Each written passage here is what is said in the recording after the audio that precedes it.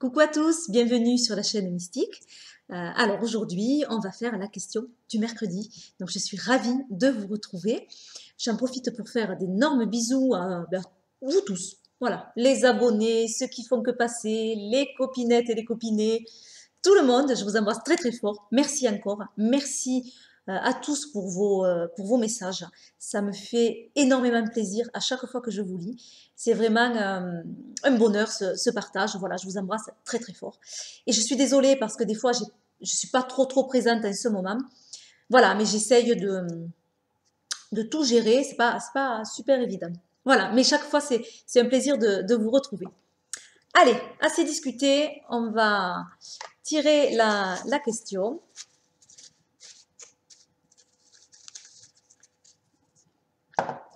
Allez, celui-ci. À aujourd'hui, quel est ton oracle, premier tiré, que tu utilises le plus? Deuxièmement, que tu utilises le moins? Troisièmement, que tu voudrais exploiter ou étudier un peu plus? Ouais. À aujourd'hui. Je vais couper la vidéo et je vais aller regarder tout ça. Ouais, ce sera mieux. Au moins comme ça, je vous les montre en même temps. Je reviens de suite. Alors, me revoilà avec tous mes jeux. Alors, première question, c'était donc l'oracle que tu utilises le plus en ce moment. J'en ai plusieurs. Alors, il y en a certains que j'utilise tout le temps, à n'importe quelle saison. C'est vraiment les standards un peu. Hein. Il y a l'oracle des reflets de Célia Meleville. Voilà, c'est un jeu qui m'accompagne régulièrement, donc tout le monde le connaît ce jeu, hein. Il est sublime. Et j'adore utiliser ce jeu, il est vraiment très bien fait, donc très facile à utiliser, très facile pour se connecter avec ce jeu. Donc c'est vrai que souvent, je vais aller vers ce jeu quand j'ai un questionnement ou même pour faire des tirages pour les autres. Voilà, c'est un jeu qui est vraiment très très bien dans l'accompagnement, je trouve, et dans beaucoup de choses, il est très bien. Voilà. Second jeu, c'est les cartes divinatoires d'Algariel. Alors, je vous parle de ces deux jeux, non pas parce que j'aime bien ces personnes, même si je les aime bien, mais ça n'a rien à voir. C'est vraiment sincère au niveau de l'utilisation des jeux. Les cartes d'Algariel sont super. J'adore ce jeu parce qu'il est inspirant. On s'en va loin avec ce jeu et j'aime bien ça. Voilà, ça a été un très très gros coup de cœur l'année dernière et ça reste un coup de cœur à l'utilisation. J'aime beaucoup utiliser ce jeu, que ce soit pour moi ou pour les autres hein, aussi. Mais c'est vrai que j'ai une préférence pour l'utiliser pour moi, ce jeu. Voilà. Mais enfin, je fais des tirages avec également. Comment, je me connecte avec ce jeu, il m'apaise. Quelque part, il y a un côté euh, où je m'apaise et je me ressource avec ce jeu en tirant les cartes avec ces illustrations en fait. Voilà. Euh, voilà, donc ça, ce sont des jeux vraiment que j'utilise régulièrement. Il y a aussi l'oracle du monde d'Émilie de Dieu, donc vous connaissez aussi. C'est un jeu très facile à utiliser. Voilà, qui s'utilise de façon intuitive et qui, je trouve, répond assez bien. C'est assez juste, assez clair. Les messages sont clairs. Donc c'est un jeu aussi qui a été bien pensé. Il est bien fait. Voilà. Donc voilà, ça ce sont vraiment mes jeux standards avec, c'est vrai que je ne l'ai pas mené, l'Oracle G. L'Oracle G, c'est mon vieux copain, il est d'ailleurs assez vieux comme jeu. Et c'est vrai aussi que je vais le prendre régulièrement, l'Oracle G. Je l'ai pas loin de moi. Si j'ai un questionnement ou quelque chose, je vais aussi aller vers lui. Voilà, il y a vraiment ces 4 jeux pour moi qui sont standards, et quelle que soit la saison. Après, vraiment, en ce moment, lequel j'utilise, bon, évidemment, il y a l'Oracle Lucia, que vous connaissez également. Donc, j'ai mis dans la petite pochette de Margot, les oracles de velours. Magnifique, hein, magnifique pochette. Hein. Donc voilà, hein, vous connaissez l'oracle Lucia. Donc voilà, évidemment, je m'en sers assez régulièrement pour plusieurs choses là, hein. Pas forcément pour des tirages, pour des accompagnements, pour du travail en numérologie, etc. Ensuite, un jeu que j'ai beaucoup utilisé cet été. Là, un petit peu moins, effectivement. C'est Amour universel de Tony Carmine Salerno. Voilà, j'en ai eu besoin sur l'été d'utiliser ce jeu. Il m'a fait énormément de bien. Voilà, les illustrations, je les trouve aussi très, très inspirantes. Il y a plusieurs styles d'illustration. Il y en a de très douces, il y en a presque méditatives, il y en a d'autres où on sent l'énergie à travers l'illustration. Voilà, il est parlant du coup, ce jeu, je trouve. Et c'est un jeu de guérison. Voilà. Alors, j'ai découpé les bordures de ce jeu et j'ai doré les tranches. Voilà, j'aimais pas trop les bordures qu'il y avait. Voilà, mais en général, j'aime bien les jeux sans bordure. Très jolie celle-là. Voilà, il y en a plusieurs que j'aime, hein. Et puis je vais finir avec celle-là, je vous l'avais déjà montrée. Elle me parle, évidemment. Voilà. Très sympa ce jeu. Ressourçant. Ça se dit ressourçant? Oui. Après, un petit mot sur les chemins de Lulu aussi, que j'ai utilisé. Alors, c'est marrant parce que mon mari, qui n'est pas du tout dans les cartes, qui m'écoute, parce que quand même, je parle, et je le saoule certainement. Mais j'aime bien quand je reçois un jeu ou le lui montrer. Et il a accroché pas mal sur ce jeu, et ça ne m'étonne pas. C'est un jeu qui est tellement bien fait. C'est un jeu qui est carré. Et ça va bien à mon mari. Donc il a utilisé sur plusieurs jours, en s'écrivant même la carte qu'il tirait tous les jours et en faisant un cheminement comme ça. Et c'est vrai que ça s'appelle les chemins de Lulu, mais c'est vraiment un jeu de cheminement. Et très juste, très clair. Vraiment, il y a du sens à ce jeu. Le sens est donné dans tout.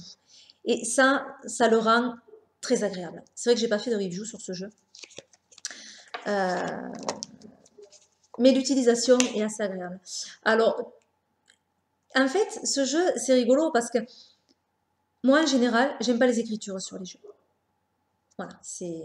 Et là, vous voyez que l'illustration est petite et il y a beaucoup d'écriture sur le jeu. Mais, en fait, tout fait corps. L'illustration, le message qu'il y a en dessous, le message qui n'est pas le même sur le livret, tout ça, on a un grand support, en fait, pour avancer sur ses questionnements et sur son cheminement. Et je trouve que c'est très judicieux. Parce qu'on peut déjà regarder l'illustration, qui sont très très belles, hein, se perdre dans ces illustrations, après lire le petit message, voir ce que cela nous renvoie, écrire à côté, lire le livret. Enfin, il y a beaucoup d'éléments qui vont bien se concorder, je trouve. Voilà, et c'est en ça qu'il a énormément de sens, ce jeu. Authenticité. Voilà, donc c'est un petit peu comme un compagnon, ouais, comme un petit compagnon pour la journée. Ou peut-être on peut faire beaucoup d'autres tirages, hein, il n'y a pas que la carte du jour. Mais voilà, mais c'est vrai que bon, moi je l'ai utilisé, mais mon mari du coup aussi, et il a pas mal utilisé d'ailleurs. Voilà, donc super. Donc maintenant, les jeux que j'utilise un peu moins, c'est en ce moment, toujours pareil, parce que les jeux que je n'utilise pas du tout, je les ai tous, je m'en suis séparée. Voilà. Ceux que j'ai gardés, enfin, je m'en suis séparée. Non, s'il y a des jeux que j'utilise pas, mais qui m'ont été offerts, je peux pas, hein. Je peux pas m'en séparer parce que c'est une marque d'affection que je peux pas, je peux pas donner à quelqu'un d'autre ou échanger ou quoi que ce soit. C'est vrai que les jeux offerts me sont chers et ont une part importante. Donc ceux-là, même si je les utilise moins, je ne pourrai jamais m'en séparer. Voilà. Mais donc, dans les jeux que j'utilise moins pour... Ah, j'ai oublié celui-là que j'utilise en ce moment. L'Oracle des Échos, donc vous le connaissez aussi, ça c'est Nat qui me l'a fait découvrir et je suis folle de ce jeu parce que qu'est-ce qu'il est beau. Je suis sensible vraiment à ces illustrations. Voilà. Ouais, je l'aime beaucoup ce jeu. Et le jeu qu'elle est... Alors le dos. Et le jeu qu'elle est en train de faire est sublime également. C'est un tarot. Et vraiment, il est beau, mais il n'est pas donné, quoi. Il est un petit peu cher avec les frais de port. Parce qu'il est en précommande sur Etsy. Anna Tourian, elle s'appelle Anna Christina Tourian. Et elle fait, je ne sais plus le nom, du tarot.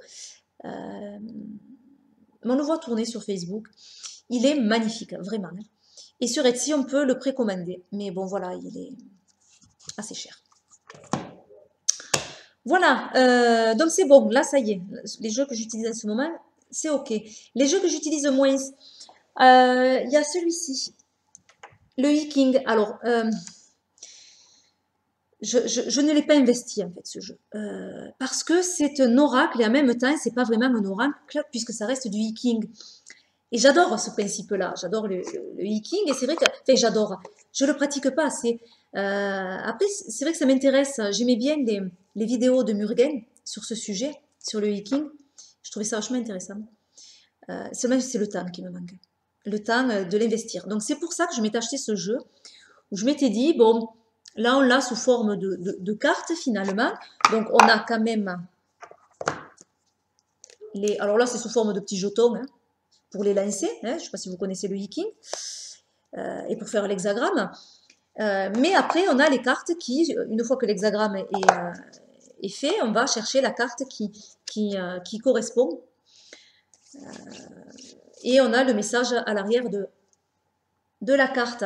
Mais c'est vrai que du coup, j'ai pas investi ce jeu, je l'ai pas utilisé. Voilà.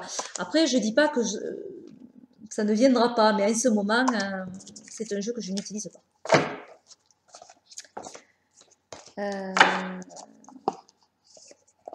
Ensuite,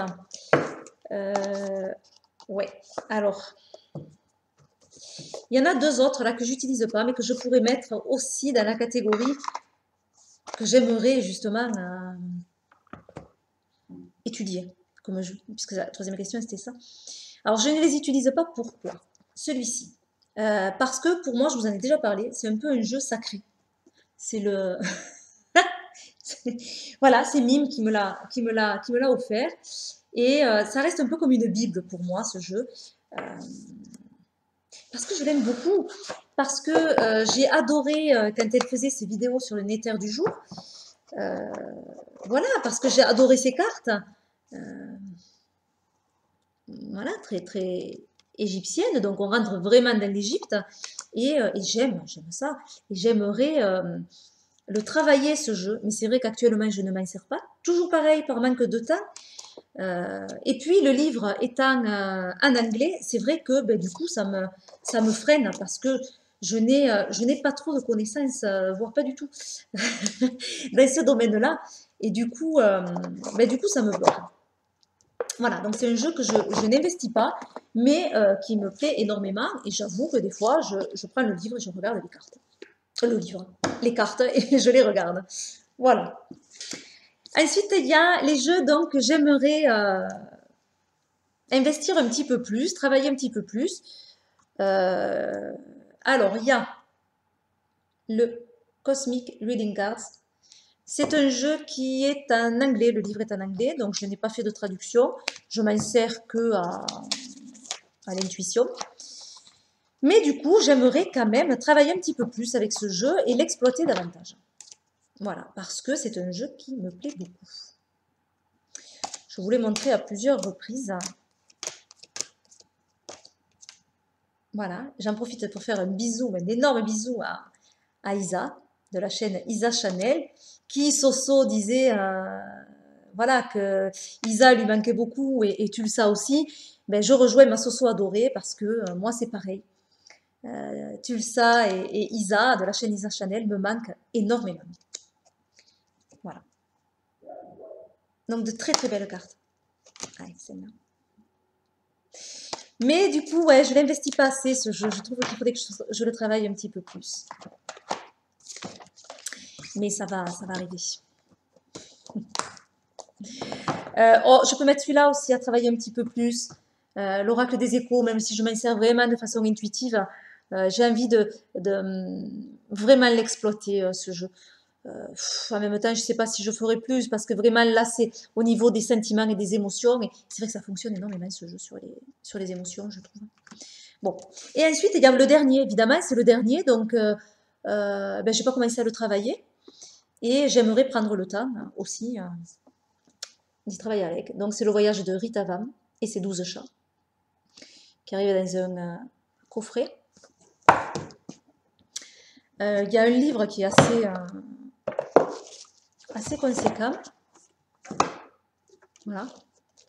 Qui sent très très bon. Voilà, et le livre est en couleur. Il est bien fait, le livre. J'ai regardé un petit peu. Je m'en suis servi également déjà. J'ai fait un tirage qui était pas mal. À vrai dire, j'ai bien aimé. Voilà. J'ai vraiment bien aimé. Et c'est de là que je me dis, ben oui, il va falloir que je le travaille un petit peu plus, que je le sorte un peu plus, et que je m'y penche dessus. Voilà, ça c'est un jeu vraiment en développement personnel, hein, où c'est vraiment intéressant. Alors l'apprendre, ça ne veut pas dire apprendre le livret, pas du tout, hein, puisque les jeux en développement personnel, moi, j'aime bien, avec certains en tout cas, les prendre un peu comme un compagnon qui va venir me parler. Donc je ne veux pas spécialement connaître ce qu'il y a sur le livret. Je vais d'abord tirer des cartes, selon le questionnement. Je vais me laisser porter par ces cartes, par l'illustration, en quoi ça me parle, par le mot, hein, qui va être sur la carte. Tout ça, je vais l'écrire, et je vais sortir un maximum de choses. Ensuite, je vais prendre le livre et je vais lire ce qui est dit. Mais un peu comme si quelqu'un venait me parler et venait me dire des choses. Certaines choses ne vont pas spécialement faire écho, je laisse. Et d'autres vont venir toucher du doigt certaines parts, certaines choses que je ressens, des émotions, des sentiments, des situations, etc.